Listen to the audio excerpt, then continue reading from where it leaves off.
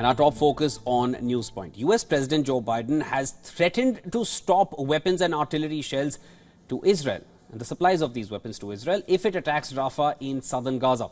In an interview with CNN, Biden said, and I'm going to quote here, "I made it clear that if they go into Rafah, I'm not supplying the weapons that have been used historically to deal with Rafah in these cities, to deal with that problem." The warning to stop supply of weapons and artillery shells came after the US paused a shipment of American bombs to Israel, as Benjamin Netanyahu seemed adamant on an invasion of Rafah, where Palestinian civilians are taking shelter. Now, in the interview, Joe Biden acknowledged that US weapons have been used by Israel to kill civilians in Gaza. It's a rare admission from the US president. He was referring to 907-kilogram bombs that Biden paused shipments of just last week.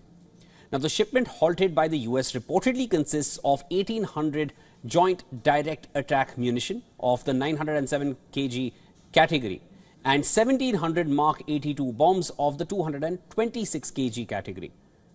The joint direct attack munition is a guidance tail kit that converts existing unguided free-fall bombs into accurate, adverse weather smart munitions, while Mark 82 bombs are general-purpose aircraft bombs containing 89 kg of high explosive. The US is by far the biggest supplier of arms to Israel, accounting for 69% of Israel's imports of major conventional arms between 2019 and last year, 2023. The US provides Israel with $3.8 billion annual military aid under a 10-year agreement, which allows its ally to maintain qualitative military edge over neighboring countries. So far, Joe Biden had resisted stopping the weapons supply. But after Israeli Prime Minister Benjamin Netanyahu defied Biden's appeals to spare Rafah, the US president publicly warned the country now. However, Biden also said in the interview that the US would continue to provide defensive weapons to Israel, including for those it needs in its Iron Dome air defense system, which is pivotal for Israel's security.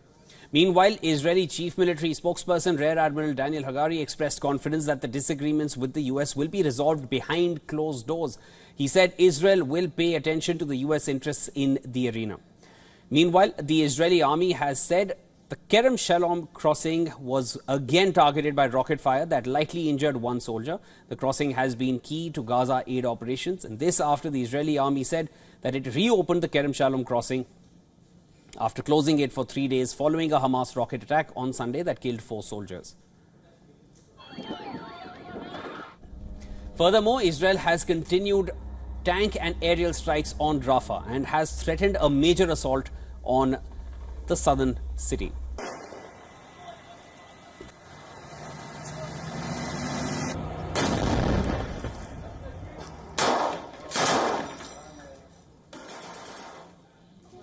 The Israeli military said its ground troops conducted targeted raids in the southern Gaza city's east, while talks are still underway in Cairo aimed at pausing Israel's 7-month-old offensive. Palestinian militant group Hamas, on the other hand, has said it was unwilling to make more concessions to Israel in negotiations over a ceasefire for Gaza. Hamas said the group would not go beyond a ceasefire proposal it accepted on Monday. Meanwhile, the Israeli Defense Forces and the Shin Bet security agency in a joint operation killed Ahmad Ali, the commander of the Hamas naval forces in Gaza City. The operation was carried out with the assistance of an Air Force aircraft guided by intelligence from the Shin Bet and the Navy. Then in the northern front of Israel, the Hezbollah, Lebanon-backed Hezbollah, Iran-backed Lebanon-based Hezbollah claimed responsibility for launching anti-tank guided missiles and mortars from Lebanon at a military position in the Malkiya region. The Israeli Defense Forces confirmed at least 2 projectiles were fired from Lebanon, following which Israeli Defense Minister Yoav Gallant hinted at the possibility of an escalation on the northern border, saying it could be a hot summer. He also vowed to return the tens of thousands of Israelis displaced by Hezbollah's attacks back to their homes.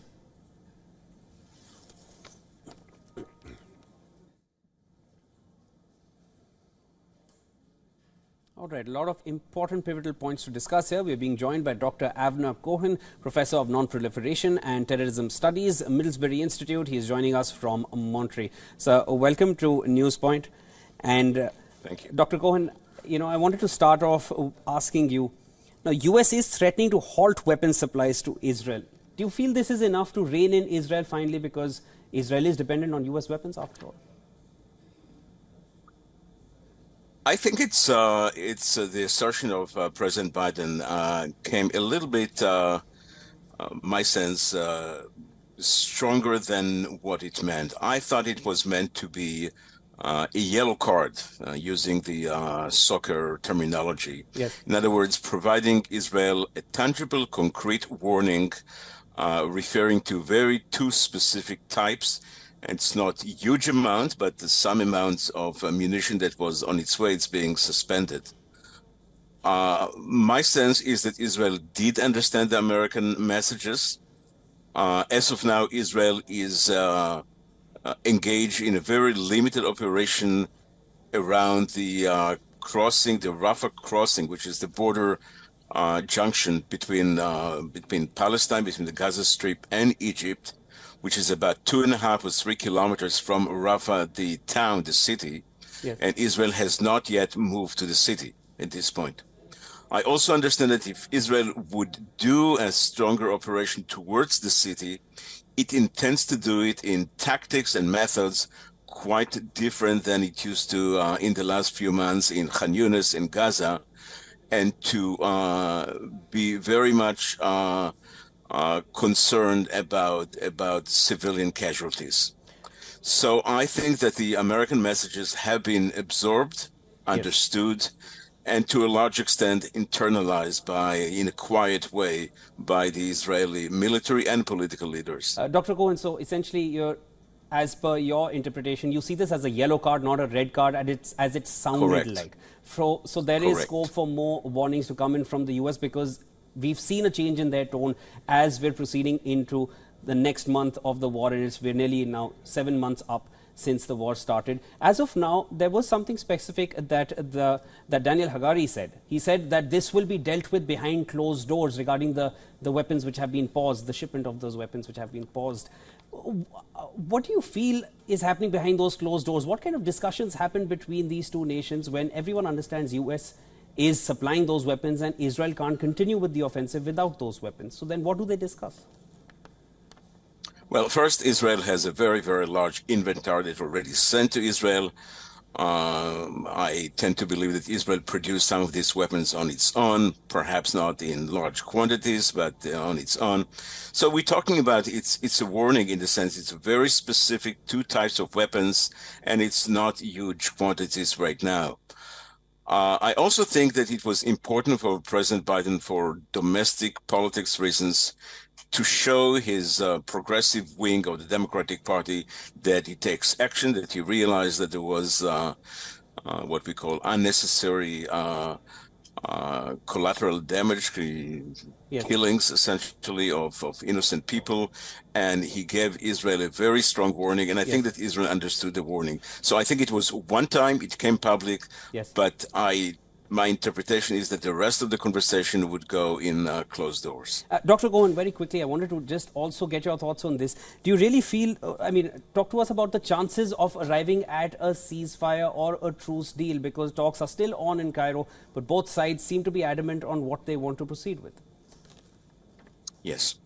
So I believe, my understanding is that right now, under the sponsorship of the director of the CIA, Mr. Burns, there are very serious and intense conversation in an effort to lower the difference between the two positions. I mean, there is difference. It's in some areas significant. It's not huge, but in some areas significant, and there is effort to minimize those areas.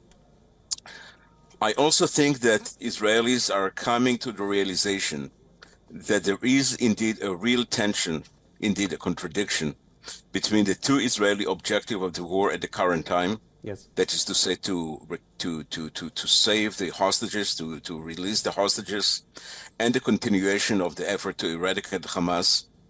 And I think that the growing realization in Israel, and there are some people who already express this realization, is that Israel has to, for the time being, to sacrifice the continuation of the war, to have a halt ceasefire for some time. Yes. It could be a few months. Yes. It could be 6 months, could be 8 months.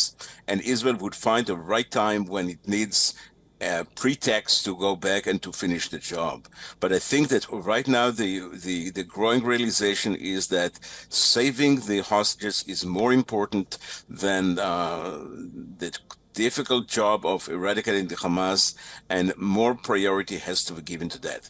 Israel does not declare it openly, but my sense also through conversation with people in Israel is that more and more people within the decision-making echelon have come to this realization. And there is whether Netanyahu himself would be persuaded by that, it's not fully clear, but as a whole there is more and more understanding that that's the tendency.